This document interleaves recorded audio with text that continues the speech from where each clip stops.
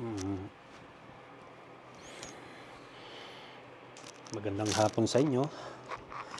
Ito nga at ilang ano na, halos mag-iisang buwan ng nag-uulan at wala rin akong magawa dito sa bahay. Hindi po rin ako makalabas ngayon dahil nga po sa dala ng mga kalamidad na nangyayari dito sa aming lugar. Unang-una na po itong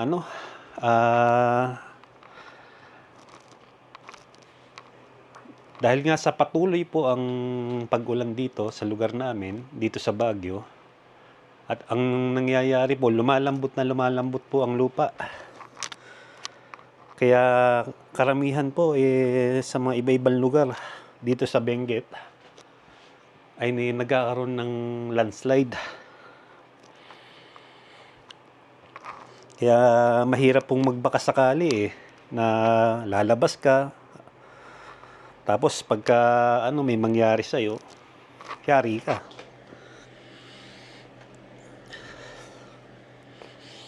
Kaya ngayon naghahanap ako ng pagkakabalahan.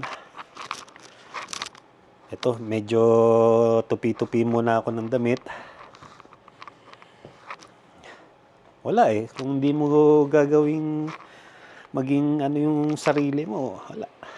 Kain, tulog, yun lang ang gagawin mo dito Kakain ka, matutulog ka. Dahil hindi ka nga makalabas. Dahil sa maya't maya, mula umaga hanggang gabi, umuulan. Kundi naman, umaga o hapon, naulan na. Kaya wala talagang mangyayari. Kung gusto mong maging yung araw mo, yan, magtupi ka ng damit, maglaba ka. Libangin mo sarili mo.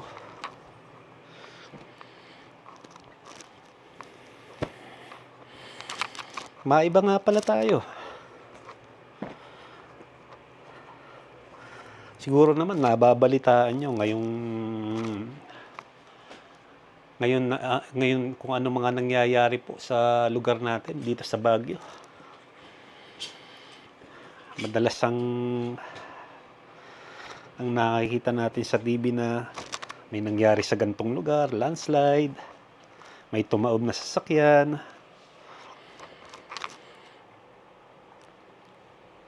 may mga taong napiperwisyo. Yung mga ganong bagay po ba? Mahirap talagang iwasan, lalo na sa panahon na ganito. Hindi mo maiwasan yan The more na ganyan nag-uulan, talagang may mangyayaring sakuna. Hindi naman kahit hindi dito sa lugar namin dito sa Baguio. Kahit saang lugar, mababalitaan mo. Nagbaha, 'di ba? Kadalasan sa mababang lugar tulad ng like Manila, diyan, madalas na may baha. Taon-taon na lang problema ng taong bayan yan. Totoo yan. Siguro kahit anong gawin nating mga Pilipino o kahit anong gawin ng mga kinaukulan sa pamahalaan natin, halos wala na rin magagawang solusyon Siguro maapula, pwede, pero nung sasabihin mo na totally magiging na sa baha ang ating bansa, hindi ako siguro sumasang-ayon sa ibang na totally na pag naayos na ang mga dike, yan, yung mga aayusin nila na dapat ayusin, ay masasabi nila na totally ng Pilipinas sa pagbaha. Pero sa nakikita kong opinion ko lang po Huwag niyo naman sanang ika-ano. Para sa akin hindi na, eh. Wala nang magiging solusyon, eh. Wala nang magiging ano pa para sa mga sa ganiyang kinaharap natin, eh. Unang-una bakit kanyo? Oh, yung mga dapat na pagdaanan ng tubig ngayon wala na. Ginagawa ng subdivision. 'Di ba? Ginagawa ng mga establishment. Saan pa ano ng tubig? Wala na. Wala na talaga. Hindi mo na maanuhan 'yan, masusolusyunan. Dahil kaakibat ng pag-asenso, itong mga bagay na nangyayari sa atin ngayon, may kapalit 'yan. Tandaan nyo. May kapalit po 'yan.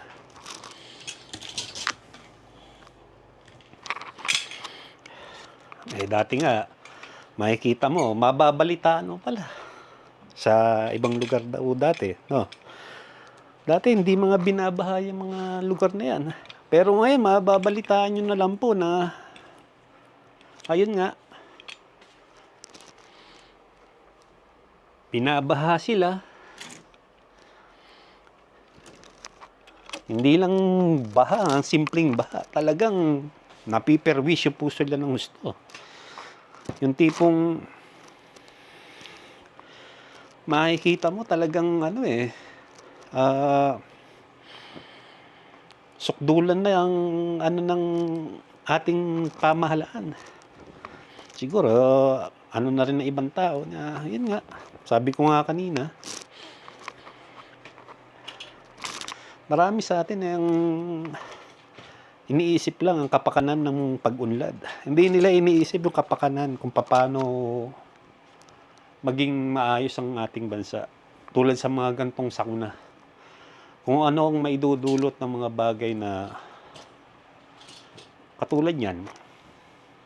Diba? Mapagtayo ng mga establishment, mga pabahay. Diba?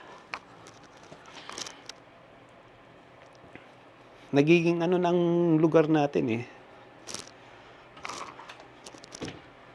Nagiging katulad pagka konting ulan lang, babaha na. Diba? Sabi nga nila, umihi lang yung daga, baha na ang lugar mo. Kaya nakakaano sa mga kababayan nating napiperwisyo. Minsan, wala naman ding magawa yung mga taong nasa pamahalaan. Pero matutulungan ka, pero yung mismong nawalang pera, nawalang sa pamilya mo, hindi nila makakayang tugunan. Konting tulong, pangkain,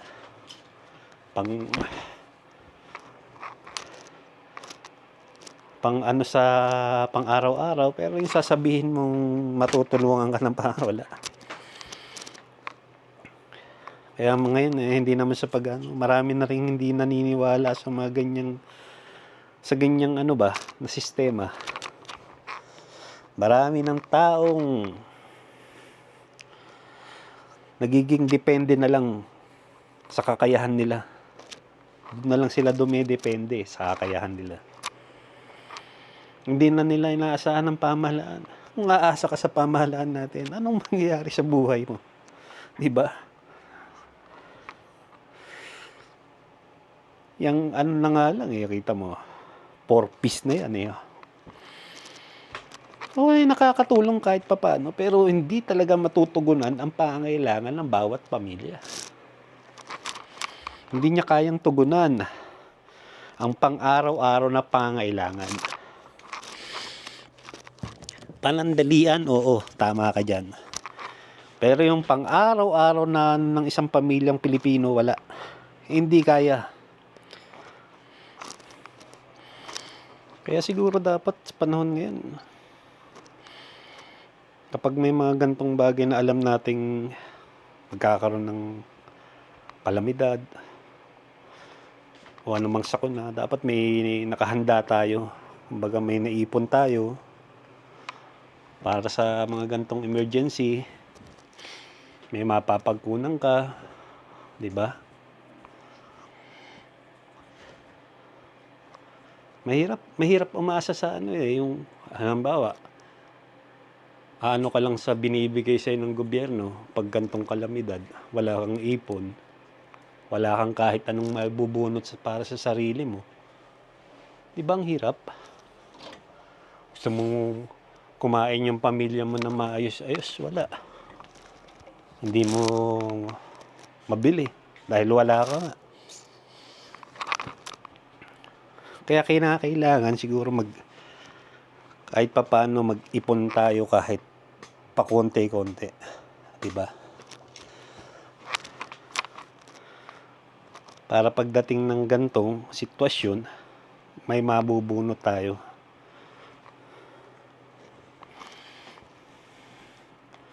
Ang dami natin lalo na ngayon nababalitaan ko rin napapanood ko rin sa telebisyon na maraming kababayan natin talaga ang nahihirapan.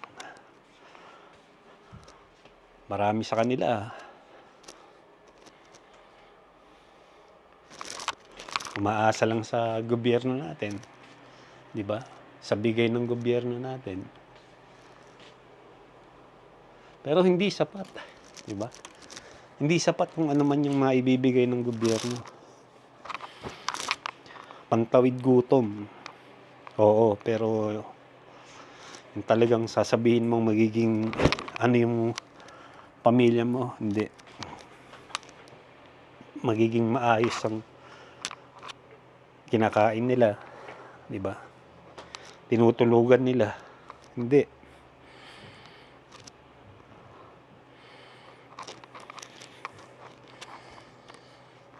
Kaya kung minsan ako sa sarili ko, tinatanong ko rin sarili ko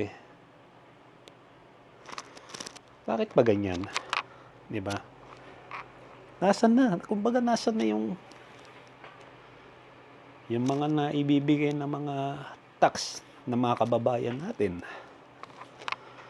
ng isang kumpanya. Nasaan na yun? 'Di ba? Kesyo daw sasabihin ng ibang nasa pamalan, pinagawa ng ganito, pero wala ka naman makikita. Wala kang maramdaman. 'Di ba? Maraming sinasabi na marami silang pinagawa, pero nasaan? 'Di ba?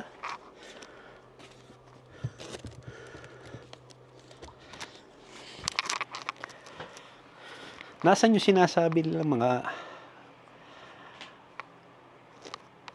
ibinibida nilang ang Pilipinas ay ganito, ganyan, 'di ba? Nasa maayos na tayong sitwasyon, hindi katulad na hindi pa rin ramdam, hindi ko pa rin ramdam at hindi pa rin ramdam ng mga bawat Pilipino, 'di ba?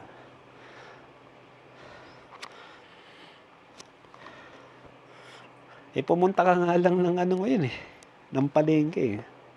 Halimbawa, kung kumikita ka sabihin mo ng 500 isang araw. May 3 anak ka. Oh. 'Di ba? Yung 3 anak mong 'yun nag-aaral. Siyempre, sa araw-araw may baon 'yun. Yung pagkain nila. 'Di ba?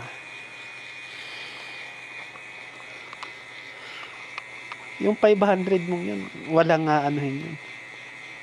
Walang aabutin 'yun. Ano na lang ang mabibili ng 500 ngayon. Tas pagmamalaki ng gobyerno na. 'Di ba? Yung tipong sila ng 50 pesos daw. Tama ba?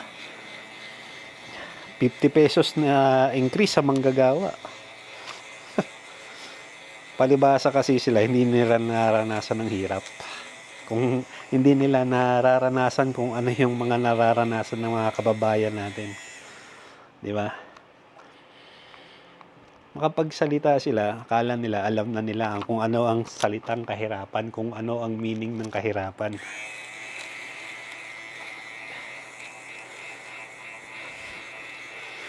Pero hindi nila naranasan yung tipong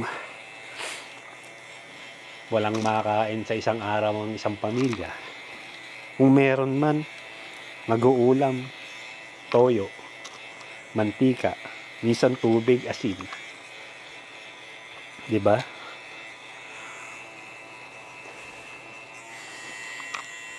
Tapos sasabihin nila, karamdam nila kung ano yung mga ano ng hinanaing ng mga kababayan natin naghihirap. Katarantaduhan. Sorry kung makapagsalita ako ng ano, pero medyo ano lang nadadala lang ako ng emosyon ko.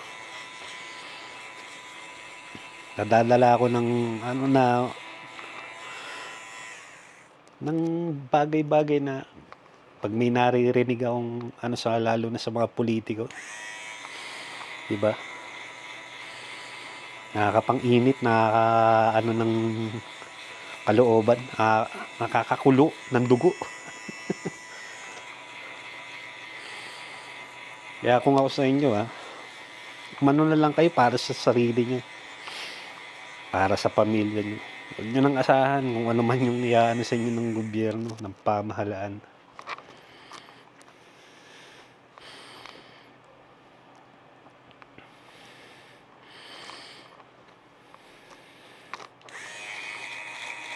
Gigising ka sa umaga, ganun din ang mong sitwasyon. Ikaw at ikaw pa rin ang aano sa buhay mo. Walang iba. Walang ibang tutulong sa iyo kundi sarili mo lang.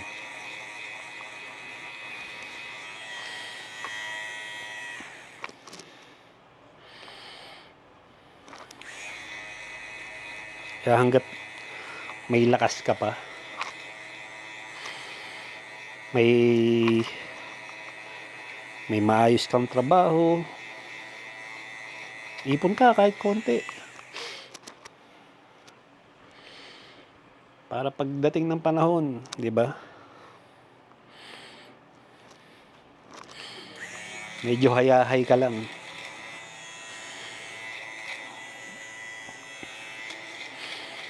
Ako dahil nga sa naging pasaway ako nung araw, yan ang buhay ko. Hindi ko iniisip yung mga bagay dati na makakapagpa-unlad sa buhay ko. Wala, hindi ko naisip yan. Naisip ko lang dati puro pasarap. Yan. Puro layaw sa sarili. Yung tipong inom dito, ganun, sugal, puro bisyo ba? Bisyong nakapagpabago sa buhay ko.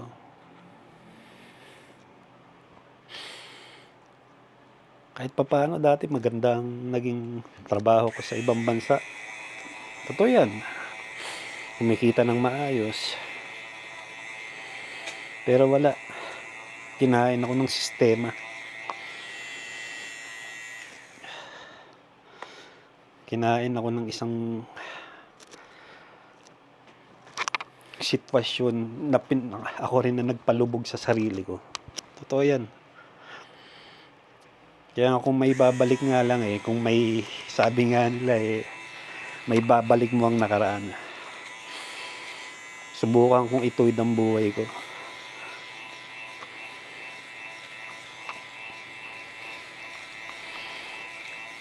Susubukan kong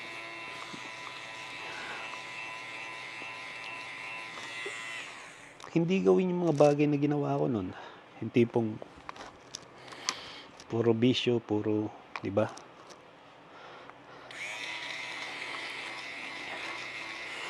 At unang gagawin ko mag-ipon. Yun lang.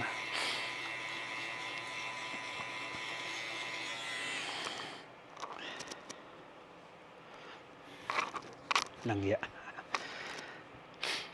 Kung san-san na tayo nakarating sa kwentuhan natin 'to Pero gayon pa man naano kung mai-share yung opinyon ko sa buhay, yung mga naging karanasan ko. Siguro hindi lang dito nag-aano yan, may mga araw pa na puwede nating mapag-usapan pa, yung mga bagay na puwede nating i-tackle dito sa channel na 'to. Yung simpleng ano lang, usapan, 'di ba? Yung walang technical. Marami sa atin mapang-ano, 'di ba? Maraming kababayan natin masyado ng matalino sa ganitong larangan ng katulad yan sa internet, 'di ba? Marami ng although okay naman 'yon, pero nasosobrahan naman na yata. Minsan hindi ka na rin makapagbigay ng sarili mong opinyon kung ano yung gusto mong sabihin talaga. Pagka babarahin ka agad nila. 'Di ba?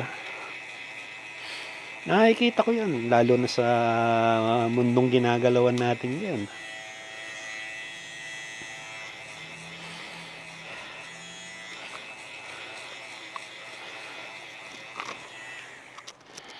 Kaya siguro sa susunod ulit, usap ulit tayo.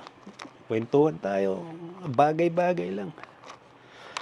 Sarap yung mailabas mo, maiano mo yung kung ano yung nasa sa loob mo 'di ba? Kung ano yung nasa utak mo, kung ano yung opinion mo, na walang maano sa'yo, walang kumokontra. Sarili mong opinion lang. Hindi mo naman kailangan sa ibang tao 'di ba? Sariling opinion mo lang 'yan.